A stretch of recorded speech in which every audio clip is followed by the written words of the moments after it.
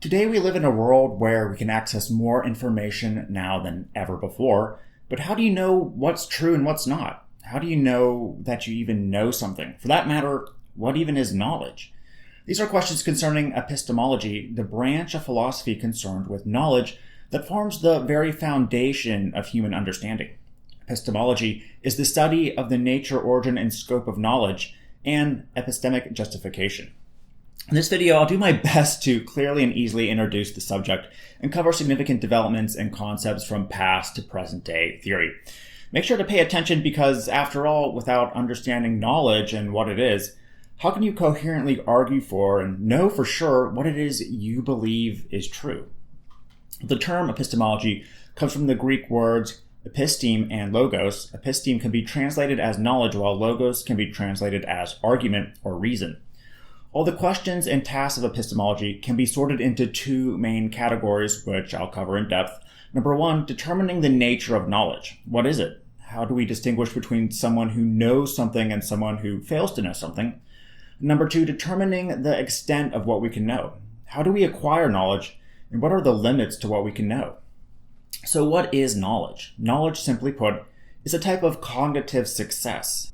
More specifically, it's a familiarity, awareness, or understanding of someone or something, which may include objects, called acquaintance knowledge, or knowing by acquaintance, skills, called procedural knowledge, or knowing how, and facts, called propositional knowledge, or knowing that.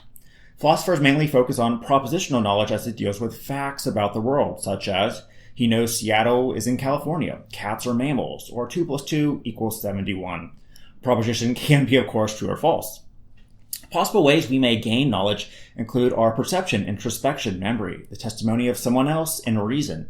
The philosopher Immanuel Kant detailed that knowledge can be categorized as a priori or a posteriori. A priori knowledge means knowledge prior to any experience using only reason. For example, I know that all bachelors are unmarried.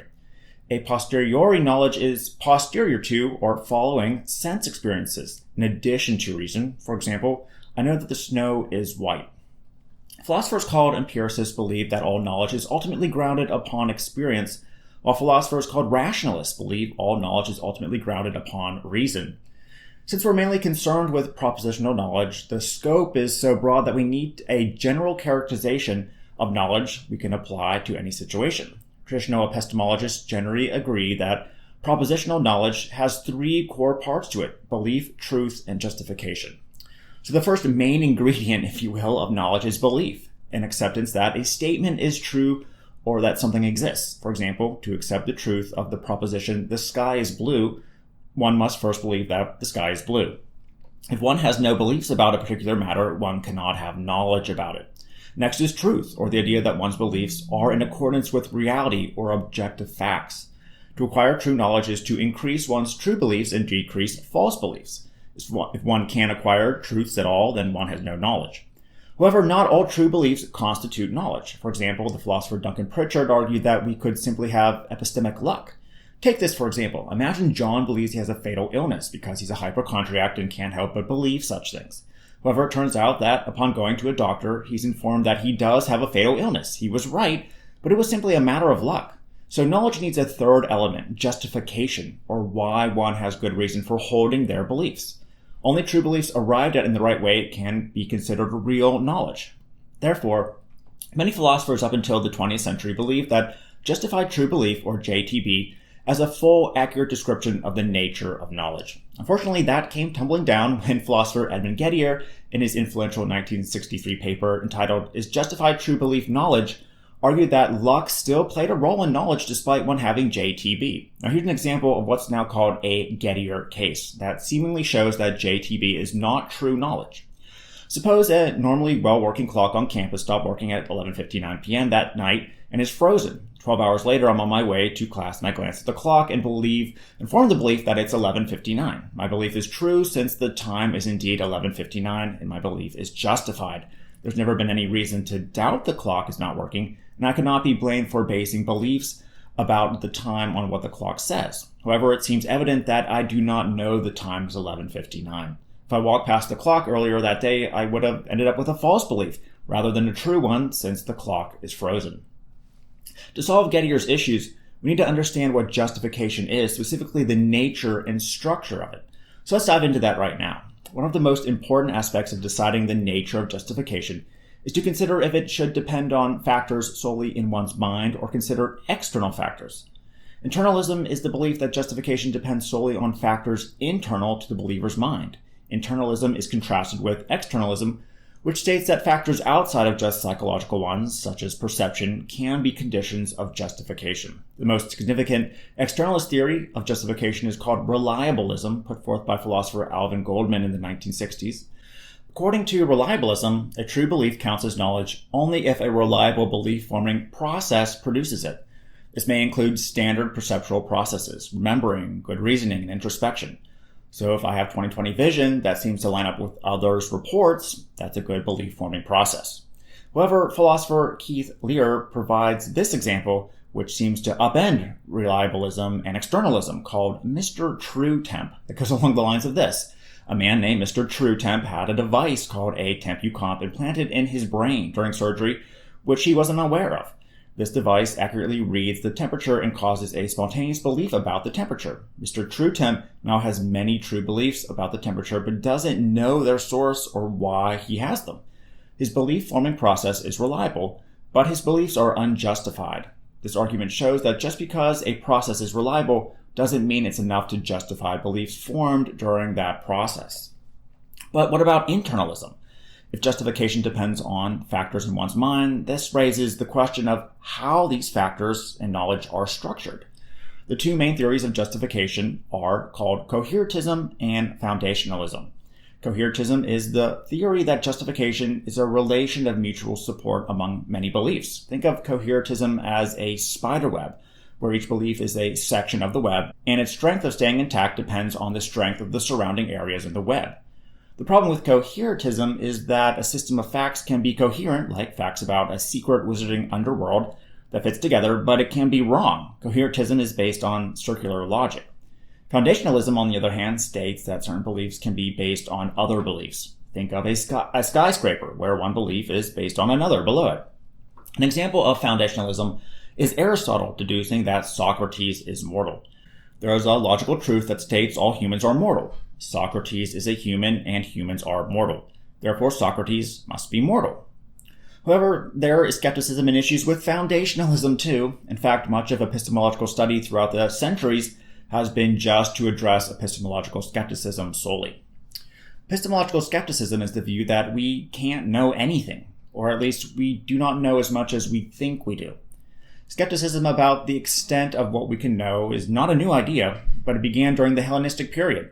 Pyrrhonism, associated with the philosopher Pyrrho, involves skepticism that states that we can't know anything, including if we can know anything. And academic skepticism, associated with Carneades, states that the only thing we know is that we know nothing.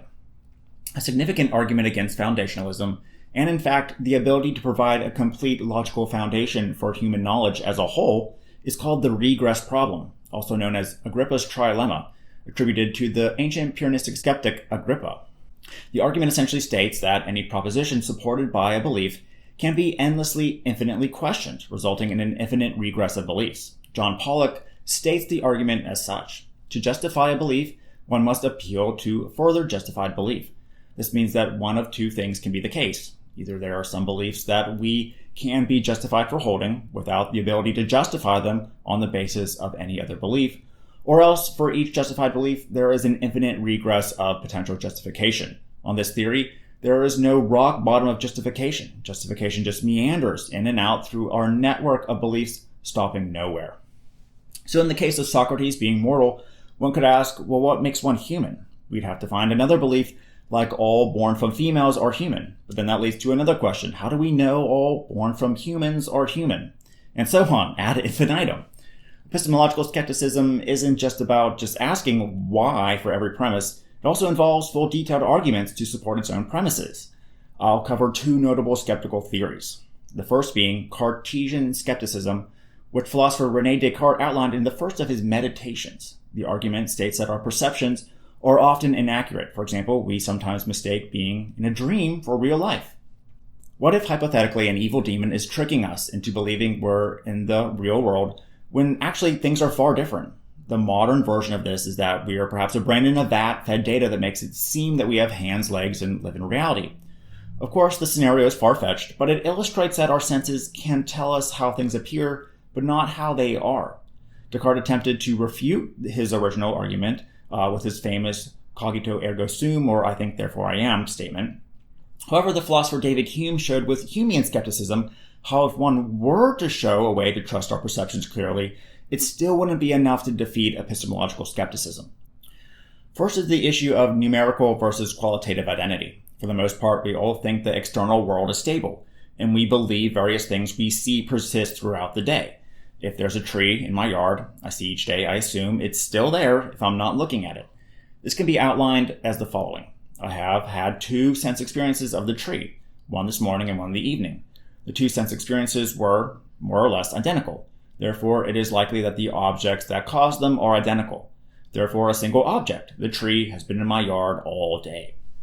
However, Hume thinks this argument suffers from an equivocation fallacy, an informal fallacy resulting from using a particular word or expression in multiple senses within an argument. Mainly, the first use of the word identical refers to qualitative identity, while the second is numerical identity.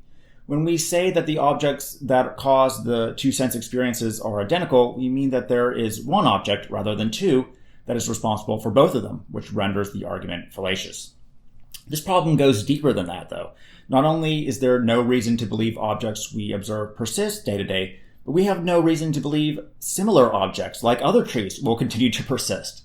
We can outline this argument like this. The tree has always persisted in the past. Nature is roughly uniform across time and space, and thus the future will be roughly like the past. We might call this second statement the principle of the uniformity of nature, or pun. Therefore, that tree will persist into the future. However, because this is an inductive argument, Hume states that we need to provide some additional proof that pun is true. This is referred to as the problem of induction.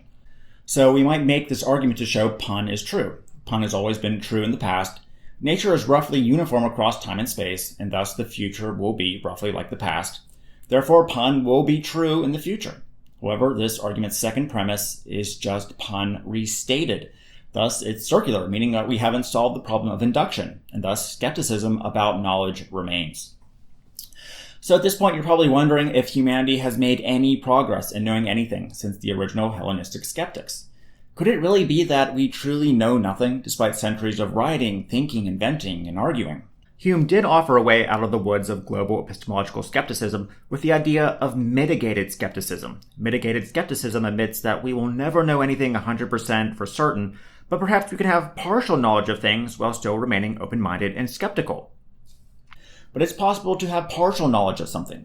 One of the most promising responses today to global epistemological skepticism is called Bayesian Epistemology, which uses this idea of partial knowledge. Now, based on Thomas Bayes' work in probability theory, instead of having fixed beliefs about propositions, with Bayesian epistemology, we are constantly updating our beliefs as probabilities depending on evidence and context.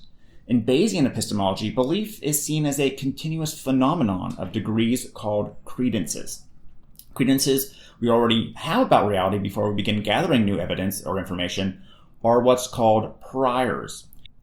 Knowledge, then, is a combination of new information that updates our credences plus our already established priors. Yes, the idea of knowing something 100% is fully impossible, but we can have degrees of belief, some greater than others. We can know some things less reliably than others to form a framework of reality and truth.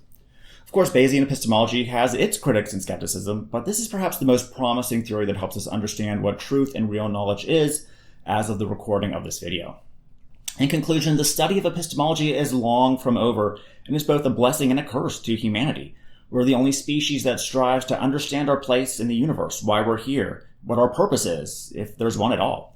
Cognition has helped us dominate the planet, but may also lead to the end of us if we don't continue to pursue and try to understand truth and knowledge. If you found any part of this video helpful, please like it and share it with others, as that helps its visibility in the YouTube algorithm, and subscribe for more videos like it using the link in the description below, and turn on the notification bell to receive updates when new videos come out. So hopefully you liked this introduction to epistemology, and I'll see you again soon.